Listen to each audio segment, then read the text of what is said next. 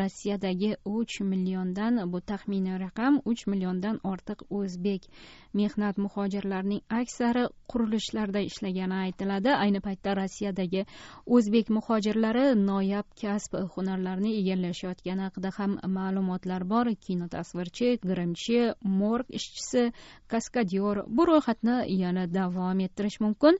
Sankt-Peterburg gazetalarida o'zbek muhojirlari uchun oramli, rohatbaxsh dam taklif qilingan e'lonlarni uchratish mumkin. Qizig'i shundaki, pushtirang yurak tasviri ilova qilingan bu e'lonlardagi oramli, rohatbaxsh dam kalimasi o'zbekcha yozilgan. Rossiyadagi mehnat muhojirlarining ozodlikka aytishicha, bunday o'zbekcha e'lonlarni avtobus bekatlarida ham uchratish mumkin. Bugungi kunda o'zbek ayollarining chet elda fohishalik bilan shug'ullanayotgani hech kimni hayratga solmasligi mumkin, lekin o'zbek erkagining fohishalik bilan pul topayotgani bu ozodlik muxlislari uchun yangilikday tuyulishi mumkin. Biz muxbirimiz o'sha Rossiyada fohishalik qilib pul topayotgan o'zbek yigitlaridan biri bilan suhbatlashdi. Demak, hozir ushbu suhbat asosida tayyorlangan lavhani e'tiboringizga havola qilamiz. Hikoyamiz qahramoni 24 yoshda, Farg'ona vodiysidan. Ismimni Mansur deb aytaveringlar deydi. Mansurning ijtimoiy tarmoqlardagi laqabi esa Asalcha. Qahramonimiz Moskvaga yaqin shaharchalardan birida ochilgan fohishaxonaning yagona erkak fohishasi. Asalcha ko'chada ayol kishi tarzda kiyinadi.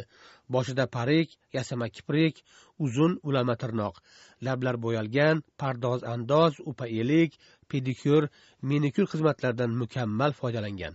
Bir satang ayol qanday bashang kiyinsa, Mansur ham shunday kiyinadi.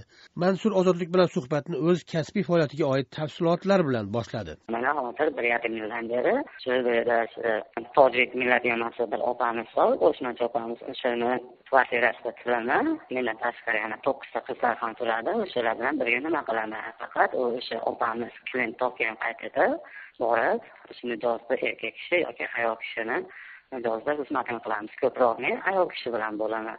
Endi jinsiy aloqalar vaqtida ayollar bilan bo'laman. Ayollar ko'proq bu yerda shuni nima deydi, yasama strapon deyiladi nomi. O'sha straponni taqib ko'proq meni qiladi. Birinchi yalatib o'zlari nima qildiradi. Shunaqa strapon degan narsa bor. O'sha narsani taqib shu bilan keyin qilishadi, birinchi yalatishi bo'lib. Endi bunaqa ayollar ko'pmi? Bu yerda ko'p. Bu Nestin, Rus yoki boshqa millatlarga o'zi o'zimiz o'zbek ayollar, qizlar ham topiladi bu yerda. Demak, mijozlaringiz orasida o'zbek ayollari ham bo'lgan. Bo'lgan. Ko'proq inostrан erkaklar. Ozarbayjon, tojik, arman, gruzin, o'zbek, qozoq, qirg'iz, shunga o'xshash. Demak, orasida o'zbeklar ham bor. Ular ham bor. Endi Mansur bir oyda nechta o'zbekka xizmat ko'rsatasiz? Bir oyda 15 ta 20 ta bo'ladi. 15-20 deyapsiz. Bularning hammasi o'zbekmi? O'zimizda o'zbeklar bo'ladi. Ko'proq o'sha erkak, o'zimizda o'zbek erkaklar bilan, o'zbek qizlar bilan ko'proq nimada bo'ladi munosabat. Erkak kishiga narsa 1,5 ming qo'ygan bo'lsa, ayol kishiga 800 rubldan qo'ygan narxini. Erkak kishi bilan aloqa qiladigan bo'lsam 1,5 ming so'm, 1,5 ming rubl.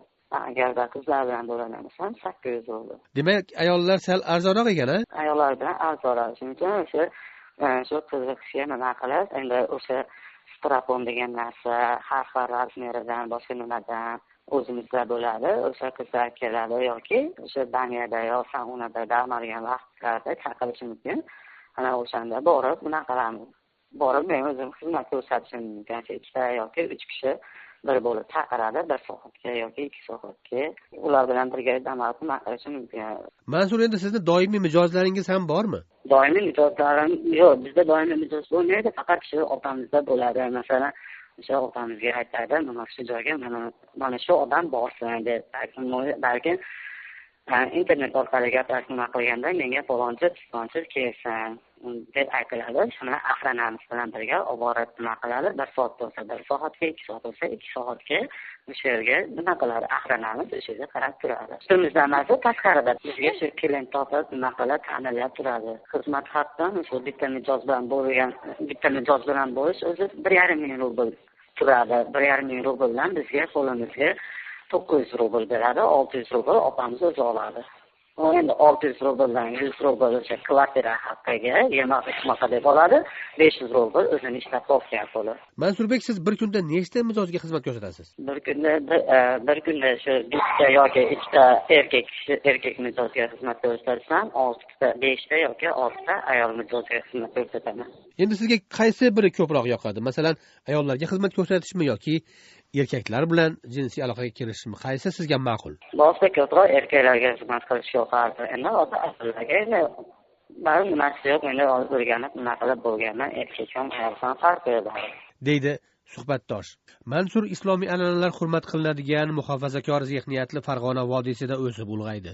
Hali 7 yoshida ekanida ota-onasi ajrashib ketishdi. Mansur katta opasi va onasi bilan birga yashadi. Mansur o'smirligida opasining kiyimlarini kiyib, o'zini oynaga solib ko'rganida o'z ichida geylikka moyillik borligini sezdi. Opam kiyimlarini qiziqishga kiyib ko'rib, asha atroflarini sepib, kamadalarni qo'yib, nima qilib yurgan. Biroq majbur qilib endi nima qilmagan, o'zimni xohishim, o'zimni qiziqishim bilan shunday bo'lgan. 19 yoshimda kirdim bu yo'lga. O'sha qizlar kiyimlarini kiyib, nima qilib, keyin bolalar kafe, klub, barda bolalar bilan ko'rishib, bolalar keyin qiziqishga, bolalarni oldimga olib, nima qilib yurdim. Undan keyin Rossiyaga keldim 18 yoshimda. Maktabni bitirganimdan keyin shu bilan kelib, bu yerlarda ko'rib, sharoitda nima qilib, yana ham ustunlik qilib, bunday yo'lga kirdim, deb gapiradi Mansur. Suhbatdoshning aytishicha, O'zbekistondagi muhit uni ochiq tarzda gey bo'lishiga imkon bermagan.